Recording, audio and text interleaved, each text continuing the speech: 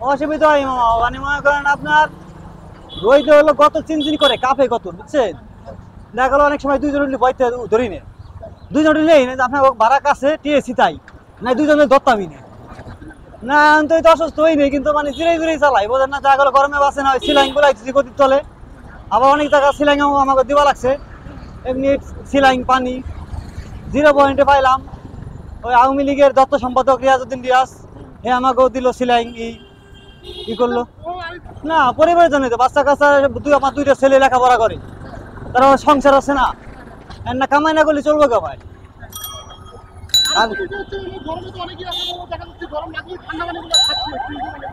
ওইটা আমি ঠান্ডা পানি খাই না মামা, ঠান্ডা খেলে আপনার গরমে গরম খাইতে, গরমে ঠান্ডা খাওয়া যাবে না। গরমে গরম খাইলে মনে করেন আপনি হঠাৎ করে দেবেন কারণ ঠান্ডা গরম জায়গায় পানি ঢেলে দেন, কেন রাখবো হঠাৎ করে ঠান্ডা খাওয়া যাবো না, গরম পানি খাইতে হবে।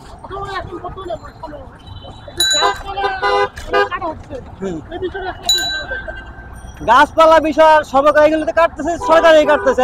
আবার দ্বিতীয় কথা হলো আপনার বাংলাদেশে কোনো সময় গরম কমবে না, গরম বাড়বে কিন্তু গরম কমবো না।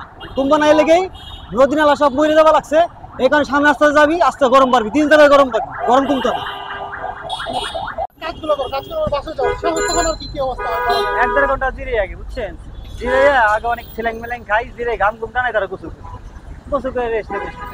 গরম তো আসলে পর্যাপ্ত, আসলে কি বাড়িতে কি গরম কম কিনা নাকি এরকম? এনো গরম, বাসায় গরম, গরম। আর আমি মনে করি বাসার চার ওরা শান্তি দিই, আমার শান্তি দিই, এটা গাছ গাছ খালি আছে, এক জায়গায় বেড়ান যায়, দেখো ঠান্ডা পাওয়া যায়, বাসায় গেলে আরো অসুস্থ, তবে তো ভালো না। সেক্ষেত্রে আসলে কিভাবে কি করো, মানে গরমের ভিতরে আসলে কিভাবে সময়টা কাটাও?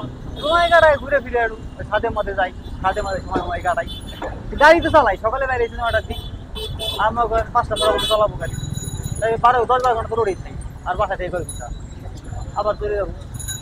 আর 15-16 দিন চালাই আবার দেশে যাই, দেশে জমি আছে, ধান কাটতে যায়, 2 ছেলে আছে লেখাপড়া করে, গরু আছে।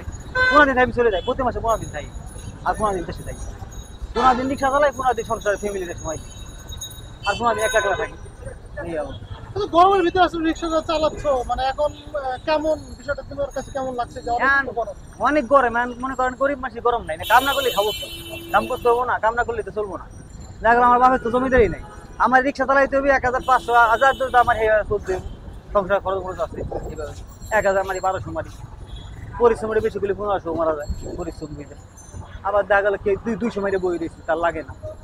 গরমে তো আসলে একদিকে তো গরমে বাজার ঊর্ধ্বগতি, সেক্ষেত্রে আসলে কিভাবে পরিবার চলে? এত কম এখন ওই যে ভাড়া অনেক করে বাড়াই দেয়, দেখা গেলো গরম গরম ভালো লাগে না, তাহলে বাড়াই বেড়ে দেয়, 20 টাকা বাড়া 10 টাকা বাড়াই দেয়, দেয় আমার চলি বাড়া, এবং এখানে আমার 200 টাকা বেশি মারা যায়।